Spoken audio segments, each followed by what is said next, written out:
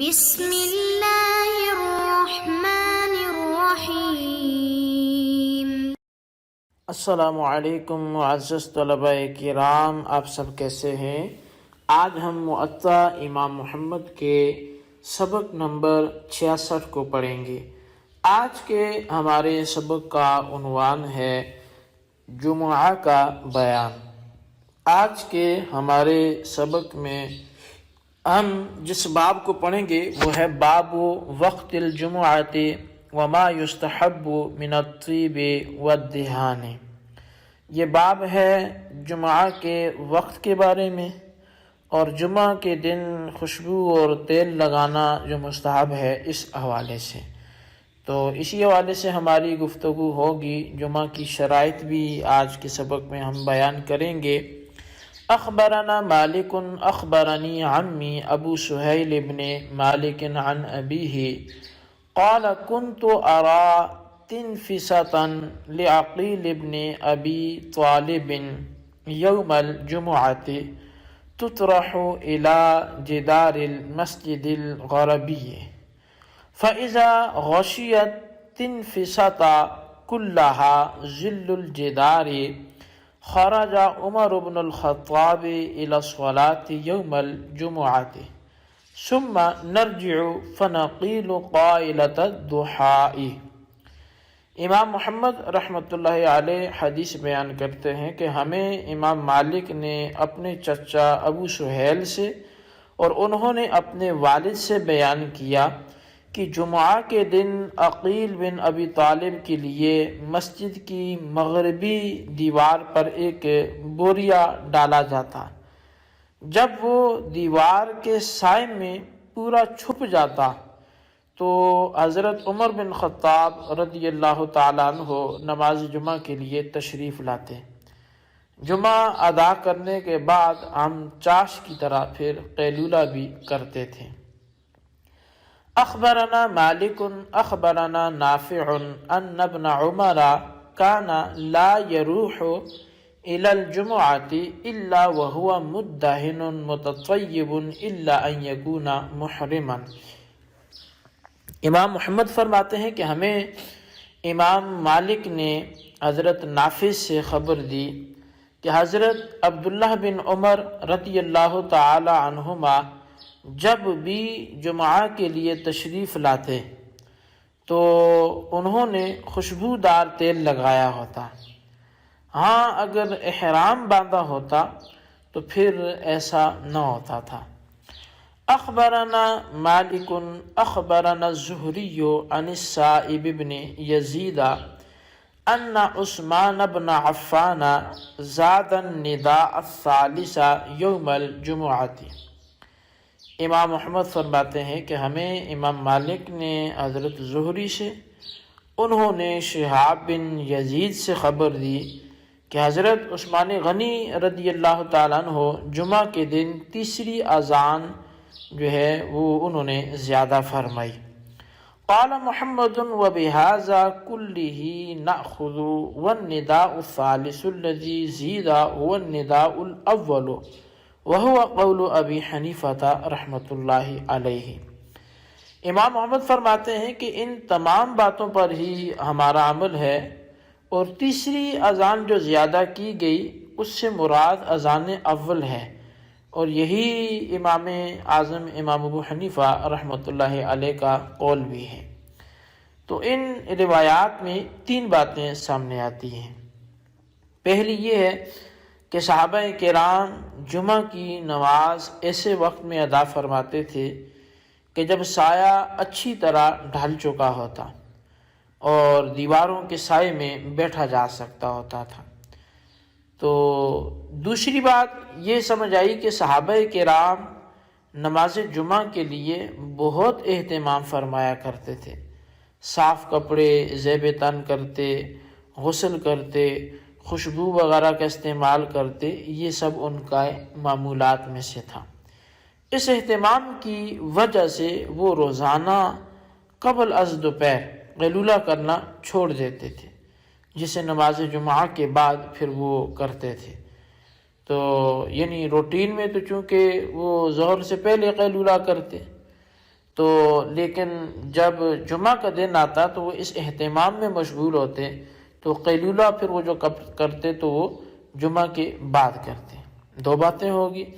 اچھا، تیسری بات یہ پتہ چلی کہ حضور علیہ السلام کے دور اقدس سے حضرت عثمان غنی رضی اللہ تعالیٰ عنہ کے ابتدائی دور تک جمعہ کے لیے ایک اذان اور اقامت ہوتی تھی۔ عثمان غنی رضی اللہ تعالیٰ عنہ نے اسلام میں وسعت کے پیش نظر ایک اذان کا اضافہ فرمایا، جو اس وقت سے آج تک جمعہ کی اذان اول ہے۔ یہ اذان اس وقت موجود تمام صحابہ کرام کے سامنے شروع ہوئی اور ایسی کہ پھر شروع ہی رہی، کسی نے اس پر کوئی اعتراض نہ کیا، جس سے ثابت ہوا کہ اس اذان پر تمام موجود صحابہ کرام کا اجماع ہو گیا تھا۔ لہٰذا اگر اسے بدعت کہا بھی جائے تو یہ بدعت حسنہ ہوگی، بدعت سیئہ نہیں ہوگی۔ اب جمعہ کے حوالے سے کچھ اہم باتیں وہ پیش کی جائیں گی۔ بالخصوص نماز جمعہ دوسری نمازوں کی طرح یہ بھی فرض ہے، اور اس کی مخصوص تاکید فرمائی گئی ہے۔ اللہ تعالیٰ کا ارشاد ہے کہ یا ایھا الذین آمنوا اذا نودی للصلاۃ من یوم الجمعۃ فاسعوا الی ذکر اللہ وذروا البیع، کہ اے ایمان والو، جب تمہیں جمعہ کے دن پکارا جائے نماز کے لیے تو پھر دوڑ کے آؤ اللہ کے ذکر کی طرف اور خرید و فروخت کو چھوڑ دو۔ اسی طرح کی اس مضمون کی کثیر احادیث بھی ملتی ہیں، جیسا کہ امام بہقی نے روایت کیا حضرت جابر رضی اللہ عنہ کے حوالے سے کہ وہ فرماتے ہیں کہ رسول اللہ صلی اللہ علیہ وسلم نے ارشاد فرمایا کہ جو اللہ اور آخرت کے دن پر ایمان لاتا ہے اس پر نماز جمعہ یہ فرض ہے۔ اب جمعہ کی فرضیت قرآن و حدیث سے وہ صراحتاً ثابت ہے، اور اس کے ادا کرنے کے لیے فقہائے کرام نے قرآن و حدیث سے کئی ایک شرائط مقرر فرمائی ہیں، جن میں سے اگر کوئی ایک شرط بھی نہ پائی جائے تو ادائیگی لازم نہیں ہوگی، بلکہ اس کے بجائے عام دنوں کی طرح پھر نماز ظہر ادا کرنا پڑے گی۔ تو چند ایک شرائط یہاں پہ میں ذکر کروں گا جو بہت زیادہ ضروری ہیں۔ پہلی شرط جو ہے وہ یہ ہے کہ شہر یا فنائے شہر ہو۔ اب جمعہ کی ادائیگی کے لیے یہ پہلی شرط ہے۔ شہر کسے کہتے ہیں اور فنائے شہر کسے کہتے ہیں؟ تو شہر یہ اس کی بہت سی تعریفات کی گئی ہیں، جن میں سے مفتہ بھی ہی اور معمول بھی ہی وہ سیدنا امام اعظم رضی اللہ تعالیٰ عنہ کے نزدیک کی تعریف ہے، اور وہ یہ ہے کہ شہر وہ آبادی کہ جس میں متعدد کوچے اور بازار ہوں، ضلع یا تحصیل ہو، وہاں کوئی حاکم ہو جو اپنے رعب اور دبدبہ سے مظلوم کی داد رسی کر سکتا ہو۔ اگر ایسا عملاً موجود نہ ہو لیکن اسے قدرت ہو تو پھر بھی یہ جو ہے وہ بات بن جائے گی۔ اچھا، ایسی آبادی کو تو شہر کہتے ہیں، لیکن فنائے شہر کون سا ہے؟ تو فنائے شہر وہ جگہ ہے جو شہر کی مصلحتوں کے لیے ہو۔ اس سے معلوم یہ ہوا کہ جہاں ضروریات زندگی میسر ہوں اور کوئی انصاف کر سکنے والا موجود ہو، ایسی جگہ پہ نماز جمعہ ادا کرنا یا جمعہ قائم کرنا وہ درست ہے۔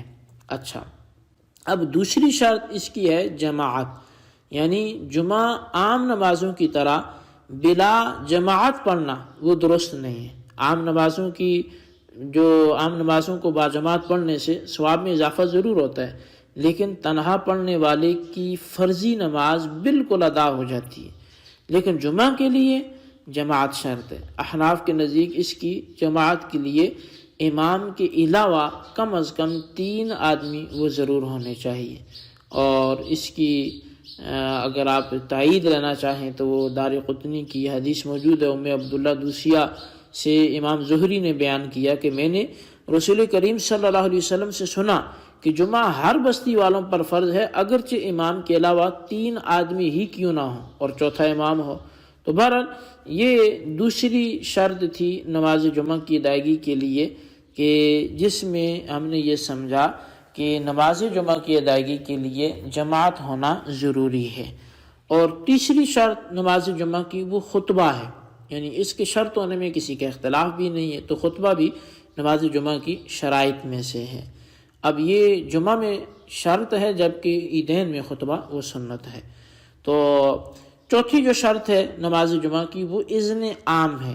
اب یہ اذن عام سے کیا مراد ہے؟ تو اصل میں اذن عام سے مراد یہ ہے کہ جہاں جمعہ کی نماز پڑھی جاتی ہے وہاں عام آدمیوں کے آنے جانے پر اور شریک ہونے پر کوئی رکاوٹ نہیں ہونی چاہیے۔ مسجد کے دروازے عام لوگوں کے لیے کھلے ہوں اور اختتام نماز تک کھلے رہیں، لہٰذا کسی نے ایسی جگہ جمعے کا اہتمام کیا کہ وہاں عام آدمی نہیں جا سکتا تو ایسی جگہ جو ہے وہ جمعہ ادا کرنا درست نہیں ہوگا۔ اچھا، پانچویں جو شرط ہے نماز جمعہ کے قائم کرنے کی وہ ہے وقت ظہر کا ہونا، اور اس کے لیے بکثرت احادیث وہ موجود ہیں کہ جن میں ظہر کے وقت کا ہمیں اشارہ ملتا ہے۔ صحیح بخاری شریف کی حدیث ہے، حضرت عثمان بن عبد الرحمن بن عثمان التیمی وہ حضرت انس بن مالک رضی اللہ تعالیٰ عنہ سے روایت کرتے ہیں کہ ان رسول اللہ صلی اللہ علیہ وسلم کان یصلی الجمعۃ حین تمیل الشمس، کہ بے شک رسول اللہ صلی اللہ علیہ وسلم جمعہ اس وقت ادا فرمایا کرتے تھے جب سورج ڈھل جاتا تھا۔ اسی طرح بخاری کی ہی روایت حضرت انس بن مالک ہی راوی ہیں کہ حضور نبی کریم صلی اللہ علیہ وسلم جب سردی شدت سے پڑ رہی ہوتی تو نماز جلدی ادا فرمایا کرتے تھے، اور جب گرمی شدت سے پڑ رہی ہوتی تو نماز ٹھنڈی کر کے ادا فرماتے تھے، یعنی نماز جمعہ۔ اسی طرح حضرت انس بن مالک رضی اللہ تعالیٰ عنہ نے روایت فرمایا اور آپ نے یزید ضبی کو آواز دے کر پوچھا کہ اے ابو حمزہ، تم نے حضور علیہ السلام کی معیت میں بھی نمازیں پڑھی ہیں اور ہمارے ساتھ بھی ادا کی ہیں، تو بتلاؤ حضور صلی اللہ علیہ وسلم نماز جمعہ کیسے ادا فرمایا کرتے تھے؟ تو وہ کہنے لگے کہ جب سخت سردی ہوتی تو آپ نماز جلدی پڑھتے، اور اگر سخت گرمی ہوتی تو نماز کو ٹھنڈی کر کے ادا فرمایا کرتے تھے۔ اسی طرح مصنف ابن ابی شیبہ میں یہ روایت موجود ہے، اور حسن سے یہ روایت ہے کہ جمعے کا وقت زوال شمس سے ہے، اور نعمان بن بشیر زوال شمس کے بعد نماز جمعہ پڑھا کرتے تھے۔ اور ولید بن عزار کہتے ہیں کہ میں نے عمر بن حریث سے نماز جمعہ پڑھانے والا کوئی دوسرا امام اچھا نہیں دیکھا، وہ زوال شمس کے بعد نماز جمعہ پڑھایا کرتے تھے۔ اسی طرح حسن بیان کرتے ہیں کہ ابراہیم نے کہا جمعے کا جو وقت ہے وہ بعین ہی ظہر کا وقت ہے، یعنی جو ظہر کا وقت ہے وہی جمعے کا وقت ہے، اور جمعے کا جو وقت ہے وہی ظہر کا وقت ہے۔ اب اس میں آخری ہماری جو گفتگو ہے وہ ہے فرضوں کے بعد جمعہ کی سنتوں کے حوالے سے۔ اصل میں بعض لوگ نماز جمعہ کے فرض ادا کرنے کے بعد 2 سنتوں پر اکتفا کرتے ہیں اور اس سے زائد کا ثبوت نہیں مانتے۔ اس بنا پر وہ احناف پر اعتراض کرتے ہیں کہ جمعہ کے فرضوں کے بعد 6 سنتیں ان کی خود ایجاد کرتے ہیں، یعنی یہ احناف پر اعتراض ہوا کہ جمعہ کے بعد جو 6 سنتیں یہ احناف کی خود ایجاد کرتے ہیں۔ اسی طرح فرضوں سے پہلے 4 سنتوں کے متعلق بھی وہ عدم ثبوت کا قول کرتے ہیں۔ تو اس سے حوالے سے ضروری ہے کہ کچھ احادیث ایسی بیان کی جائیں جن میں ایسی سنتوں کا ثبوت ہو، جس میں پہلی حدیث ترمذی شریف کے حضرت عبداللہ بن مسعود رضی اللہ تعالیٰ عنہ کے حوالے سے ہے کہ جمعہ سے پہلے آپ 4 رکعت اور جمعہ کے بعد بھی 4 رکعت ادا فرمایا کرتے تھے، اور حضرت علی المرتضیٰ رضی اللہ تعالیٰ عنہ سے روایت ہے کہ آپ نے جمعہ کے بعد 2 رکعت پڑھنے کا حکم دیا اور 2 کے بعد پھر 4 اور پڑھنے کا بھی حکم دیا۔ اسی طرح مصنف ابن ابی شیبہ میں ابو عبد الرحمن سے ہے کہ ہمارے پاس حضرت عبداللہ بن مسعود تشریف لاتے تو آپ ہمیں جمعہ کے بعد 4 رکعت پڑھنے کا حکم دیا کرتے تھے، پھر جب حضرت علی المرتضیٰ ہمارے پاس تشریف لائے تو آپ نے 6 رکعت پڑھنے کا ہمیں حکم دیا، تو ہم نے علی المرتضیٰ کے قول پر عمل کرنا شروع کر دیا اور حضرت عبداللہ بن مسعود کے قول کو ترک کر دیا۔ ہم جمعہ کے دن پہلے 2 رکعت پھر 4 رکعت پڑھا کرتے تھے۔ اب ان آثار سے ثابت ہوا کہ حناف کا مسلک جو ہے وہ قیاسی نہیں بلکہ وہ آثار کے مطابق موجود ہے۔ تو بہرحال اللہ تبارک و تعالیٰ سے دعا کرتے ہیں کہ اللہ تعالیٰ ہمیں عمل کرنے کی توفیق نصیب فرمائے، آمین بجاہ النبی الامین صلی اللہ علیہ وسلم۔